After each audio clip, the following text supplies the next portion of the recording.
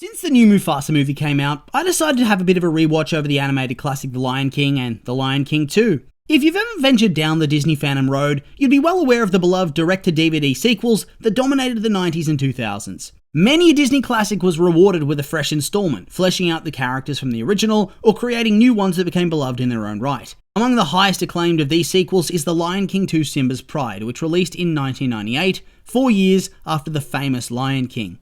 I think most people would understand that people love this movie. It extends the story nicely, gives characters like Simba more depth, and has a classic soundtrack. What's not to like? Well, I'm actually going to go one step further and say that we should analyse whether this film is actually better than the 1994 version. I know, it's blasphemy, blah blah blah, but I rewatched them both and I do think there's a case to be made.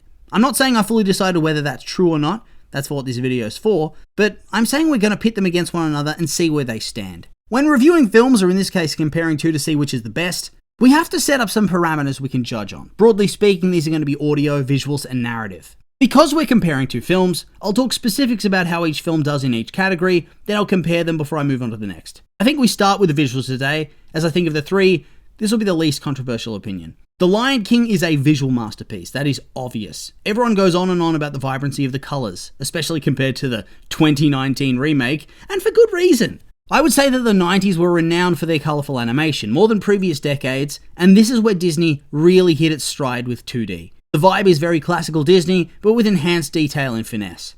Little did we know back then that this era would quickly come to an end. There wouldn't be much more of it from here. So I think it has sentimental value as well, just as the quality still holds up today. It's fluid, it's crisp, and like I said, it's really one of the standout movies of the 90s Renaissance. And for that to be true, it really has to be stellar, as all those movies look amazing. The Lion King 2 Simba's Pride is pretty good too. I think it's an easy early call that the visuals are not a standout for this movie, purely from a refinement perspective. It's a film that was destined for straight-to-home video, so there's no chance Disney was forking out massive amounts to produce this, even if it was a sequel to their highest-grossing film at that point in time. Besides, back in 1998, it's not like any kid could really tell the long shots weren't as detailed on their grainy TVs. I certainly couldn't. With all that being said though, it remained pretty faithful to the original with its vibrancy of colour and varied environments. It easily slots into the franchise and is very much a cohesive continuation of the world. Despite these positives though, it's clear The Lion King wins this round. Next, we'll come to the audio. I'll be real with you, there's nothing to complain about with The Lion King. The voice acting for almost every character is renowned in Disney history. It is completely iconic. Mufasa, Scar, Timon most notably. And as we've seen with the 2019 version, it's quite difficult for someone to come in and fill those roles, even for the likes of Simba and Nala. Whilst Matthew Broderick wasn't as acclaimed as James Earl Jones was for his role in The Lion King, his voice is still perfect for the role and is hard to beat. Nearly forgot about the hyenas as well. You can't go past the likes of Whoopi Goldberg or Jim Cummings, can you? The point of the matter is that every performance is well done and would be lost without it. However, if you thought the voice acting was good, wait till we get to the soundtrack. The soundtrack that is so legendary that it spawned one of the greatest Broadway musicals of all time. Every song, and I mean every song, is a household name. That's a really hard thing to accomplish, but they did so and it's a standout. I have to also say I didn't actually realise until recently the singing voices for Simba and Nala were different to their character voices. I somehow knew that they would cast people with musical experience to do songs for the movies, but didn't put it together that it'd be different from the character voices. Also, you can't go past prime Elton John with his end credits version of Can You Feel the Love Tonight? Man, seems stupid to say as obviously everyone knows that The Lion King's iconic, but when you really break down the elements, it's like, wow, they really hit the nail on the head with every tiny detail. No wonder everybody loves this movie so much. The score itself was awesome too, plays super well with all the scenes and amps up the emotional feel of many key moments. If you don't hear the Stampede track just on its own and immediately feel the dreading clench in your throat, are you even human? So yeah, The Lion King covered on all fronts with the audio side of things. Now, The Lion King 2. I honestly think they hit it out of the park with this one. For one, they pretty much got every character's voice actor back except for Zazu, which is honestly a pretty good imitation anyway, and they used Jim Cummings for Scar's brief appearance instead of Jeremy Irons. For a straight-to-video sequel, that is pretty good. Also, the new cast lived up to their roles perfectly. You know, sometimes when you're watching an animated movie that's cast every famous person in Hollywood, and you can kind of tell they're not really trying? Not here. Granted, they're not as big of names these days, and I have no idea if they were back in the 90s when I was still a toddler, but regardless, they performed very well. Brought the emotional performances, which there are a lot, and lived up to the original in my eyes. Then we come to the soundtrack, and damn, this one was great. First of all, you have a song that actually rivals The Circle of Life. So much so that it's one of the songs chosen for the Broadway musical that wasn't in the original film. We Are One is awesome. My Lullaby, I mean, come on, what an awesome villain song. Upendi to compliment Hakuna Matata, but it's also a love song. One of Us is goddamn epic. Then the swoon-worthy Love Will Find a Way. I'm going to say it, I prefer this to Can You Feel the Love Tonight. Elton John, you're awesome. I'm not comparing it to your version, but man, this one's more romantic to me. Looking at these songs though, I might say that I prefer this soundtrack overall to the original, but really it's too close to call. As for the score, I think it plays really well into the previous one. To my memory, I don't think they really use many of the previous tracks, but it stands out for having a more distinctly African vibe to it, if that makes sense. It's not as epic and bombastic as the Hans Zimmer version, but it stands well on its own, and still gets those emotions riled up at the high-stakes scenes. The war scene particularly comes to mind. I genuinely find it difficult to say that the soundtrack is better than the original, but at the same time I can't say it's worse either. That is honestly saying something though, considering the height at which the original's beloved. So, audio's a tie for me. Next, the narrative, which is a whopper, so get ready. The Lion King you'd surely all know, but I have to go into it anyway if we're going to compare. The 1994 classic follows the story of a young lion cub by the name of Simba. He's born to the king of the Pride Lands, Mufasa, who has a jealous and ambitious brother, Scar. Once Mufasa has an heir, Scar sees no opportunity for him to become king, and so decides to plan a double murder for both Mufasa and young Simba. A stampede in a narrow gorge nearly kills Simba, only for Mufasa to save him, and nearly survive himself until Scar comes along to finish the job on his brother. Simba's manipulated into running away, and as far as Scar's concerned, is whacked by some henchmen hyenas. Simba's then raised by a meerkat and warthog into adulthood, only for his childhood friend to find him and encourage him to challenge his uncle for his place as king. Simba's unsure until he has a vision of his father in the sky and realizes he needs to step up, goes back to the Pride Lands, challenges his uncle, wins, and everything's hunky-dory. The end. I understand that this is incredibly brief, but you guys know the plot. It would be an odd video for you to watch if you didn't. So the story's pretty much an adaptation of the Shakespearean play Hamlet. Solid plan by Disney. You often see them adapting fairy tales, but this was clearly the change of pace they needed after the Dark Age. It's actually genius as well, because simply changing the setting and characters to animals in the African savannah makes it all the more palatable to families without really changing all that much. The themes explored in the film are truly great. You have this confident and secure cub who's somewhat arrogant and wishes to prove himself. His father's such a great role model and best friend to him that it's utterly devastating when he loses him. He becomes a shell of his former self, losing all confidence, but also gains an appreciation for the severity of danger and life.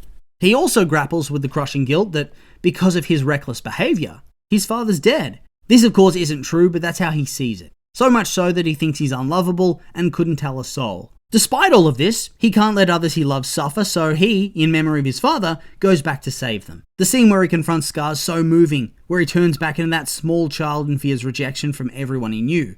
Then once he realises it's not his fault, he gains his courage, fights back, and yet still shows Scar mercy. He refuses to let resentment and hate consume him and do what Scar did to his own father. Simba's journey's so wholesome, and his character evolving to become a well-rounded individual is so cool to see. You can kind of get caught up in the actions and the amazing songs, but when you break down how much his grief and guilt are impacting him, it's actually very mature for a family film. His journey isn't about him taking back the Pride Lands. The story focuses on that, but that's merely the backdrop to what's really happening. It's for him to get closure over what happened with his dad and realize that it wasn't his fault. For him to face his childhood trauma and not lose himself because of it. To become everything he wanted to be. The point is for him to realize who he truly is, a now humble and yet courageous lion that fights for what's important. The only critique I could have for this story is that it doesn't really develop the other characters. They're all more or less tools for Simba's own development.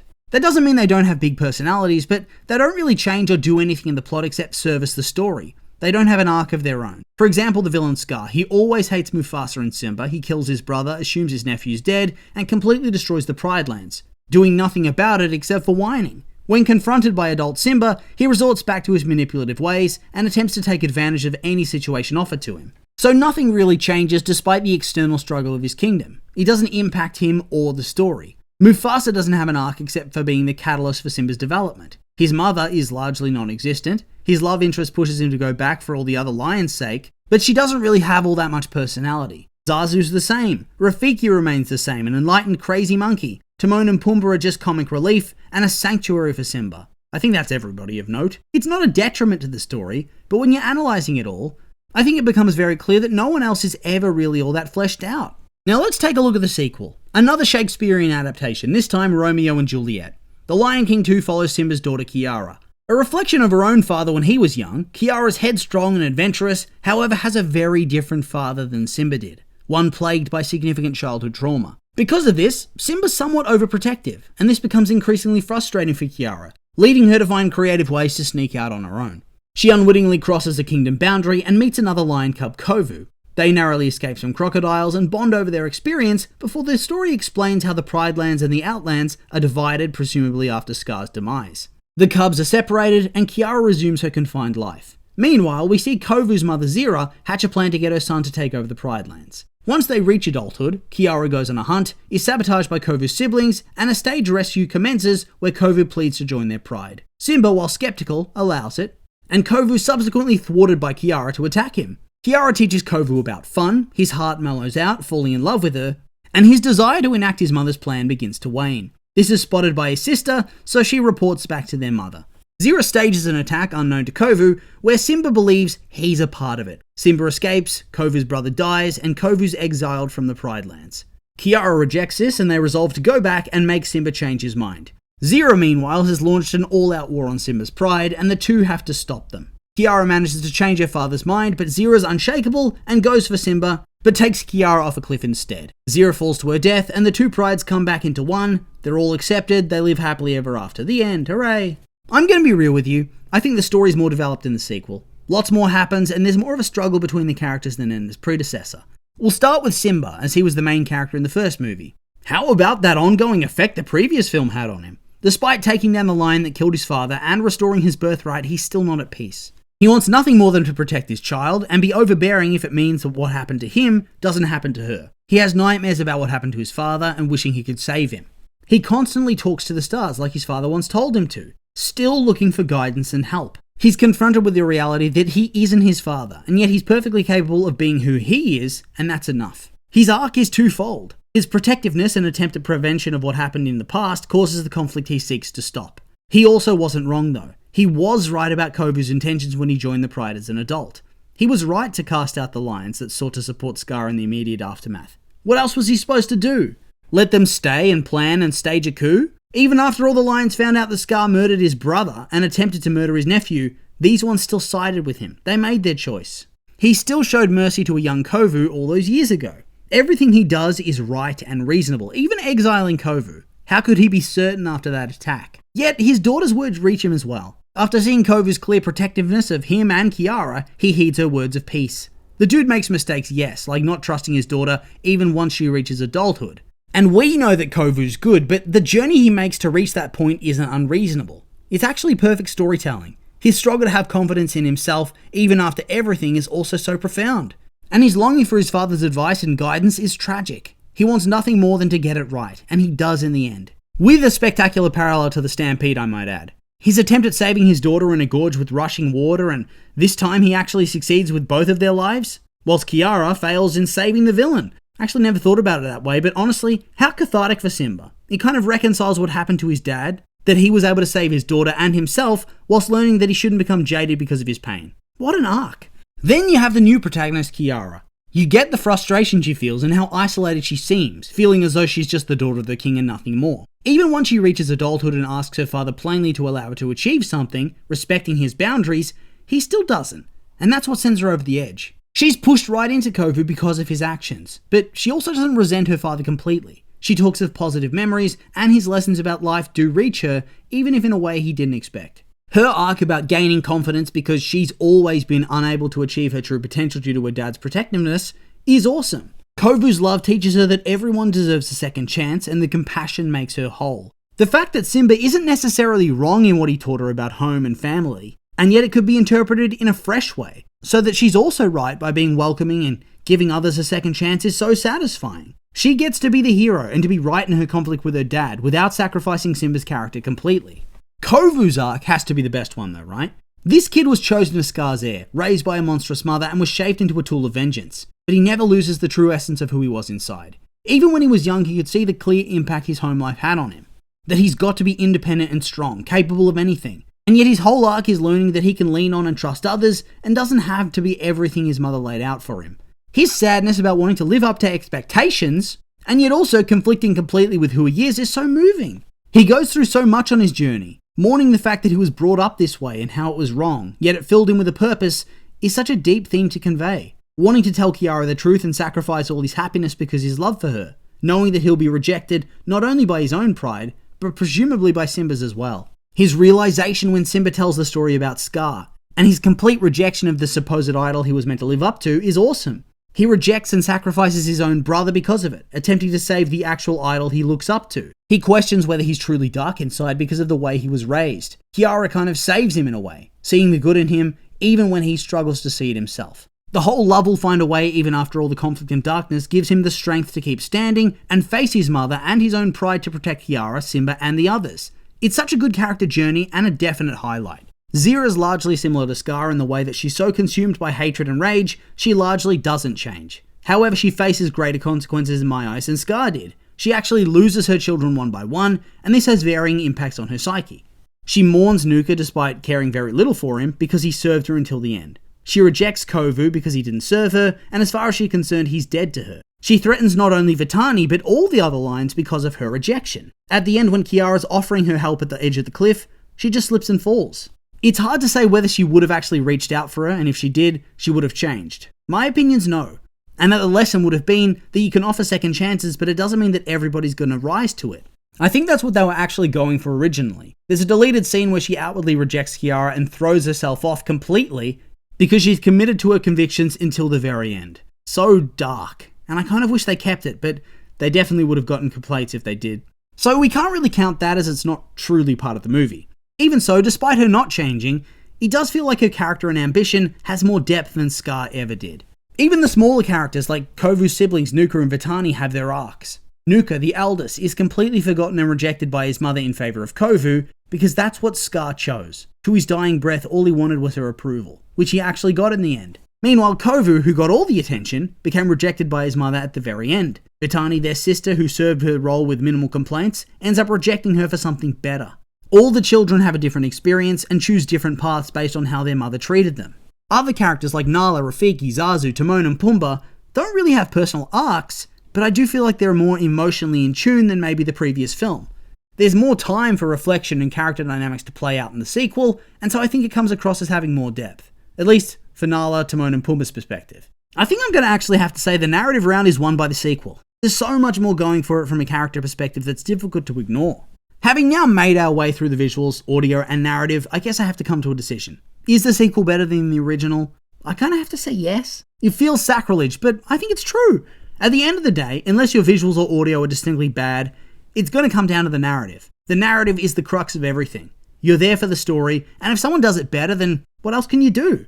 It's not that the first story is bad, it's just less complex than the sequel. It still explores deep themes, but the sequel has a benefit to build off of that and make it better. And I think that's what a sequel should always be trying to do anyway.